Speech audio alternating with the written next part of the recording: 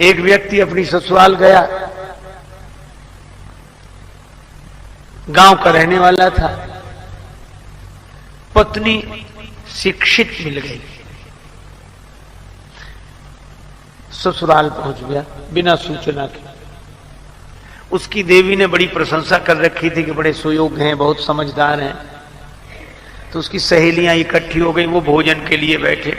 पत्नी मन ही मन डर रही थी कि इतनी इनकी बात बनाई है और ये कैसे हैं, सो तो मैं जानती ही हूं। चलो, तो गांव की परंपरा, वो भोजन बनाने बैठी चूल्हे पर और उसने सामने उनको बिठाया भोजन करें।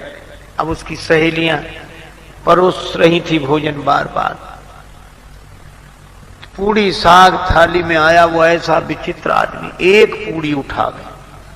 सोच रहा था छोटी सी पूड़ी है, इसके टुकड़े करना, ग्रास करना तो बेकार है, पूड़ी ही ग्रास है। वो एक पूड़ी में साग रखे और एक। अब उस देवी को बड़ा संकोच लगा, बड़ी लाज लगी, किसने नाक कटवा दी। और सहेलियां मुस्कुरा मुस्कुरा कर कहें, जैसा आपने कहा था वैसे ही हैं, बड़े समझदार हैं बहुत। तो महिला बड़ी विवेकवती थी, उसने सोचा कि बात किसी तरह बन जाए। तो वो तो पूरी खाए जा रहे थे।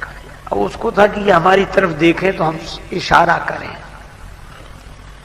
तो जैसे उधर देखा तो उसने भोजन बनाते बनाते इशारा किया, उंगली द्वय उठाई गंवारपन पति को देख, कि एक एक पूरी के ग्रास दुई करे जा। दो उंगली उठाई कि कम से कम एक पूरी के दो टुकड़े तो करो, इतनी छोटी भी नहीं है कि तुम दो टुकड़े ही ना करो। पति ने समझा कि हमारी पत्नी पूरी सहानुभूति के साथ कह रही, थके हुए हो, इतनी दूर से चलकर आए, एक पूड़ी में क्या होता है, दो दो। अब तो एक पूड़ी उठावे, उसमें साग रखे, दूसरी पूड़ी उसके ऊपर रखा। द्वे द्वे को चावे लाग्यो, मूढ़ जब एक साथ।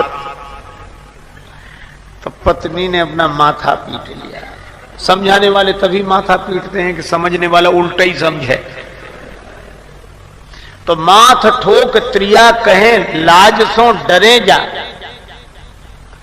माथा पीटा कि लाज तो न, कुछ तो समझ।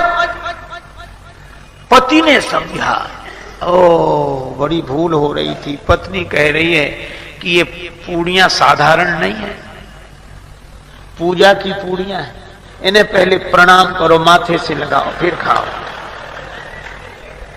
पतिदेव समझे कि पावे के प्रथम इन पूजनीय पूरन को शीश पे धरे जा। अब तो वो दो पूड़ी और साग फिर माथे से लगाओ, फिर खाए। तो पत्नी ने अवसर देखा तो पति को समझाने के लिए चूल्हे से बोली, एक लकड़ी लगाई, अग्नि प्रज्वलित की और बोल उठी रोष भरी, चूल्हे से चतुर नारी। और चतुर नारी ने यही कहा कि अरे चूल्हे, जैसो जरे आयो प्रथम तैसो ही जरे जा।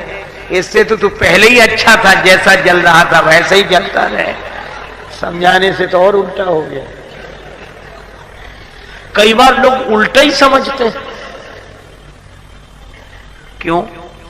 अच्छा, यह तो एक ग्रामीण की बात हुई कि बेचारा ना समझ था। एक समझदार की बात सुनो।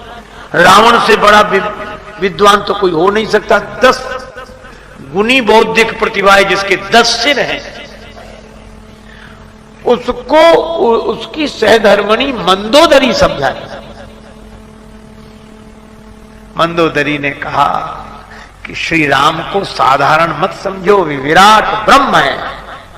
पद पाताल शीस अज धामा, जिनके चरण पाताल हैं, सिर ब्रह्मलोक है, वे विराट हैं।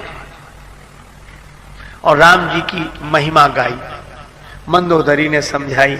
तो रावण मुस्कुराने लगा। तो मंदोदरी खुश हुई कि चलो समझ रहे हैं।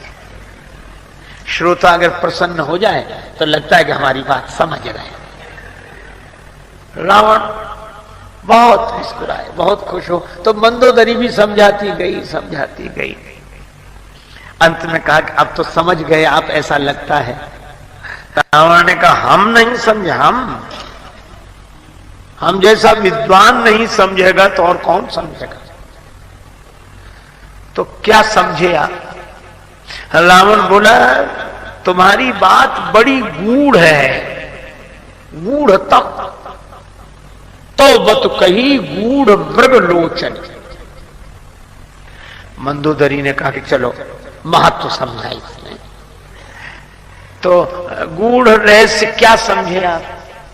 रावण बोला मैं यह समझा कि हे देवी, तूने नाम तो राम का लिया है और महिमा हमारी गाई है, ये समझ। नाम राम जी का लिया है। जाने प्रिया तोड़ी चतुराई और यही में से बरने मम प्रभुताई। राम जी के बहाने मेरी प्रशंसा की है, क्योंकि यह राम में नहीं है विशेषता, तो मुझ में पद पाताल शीश अजधाम में।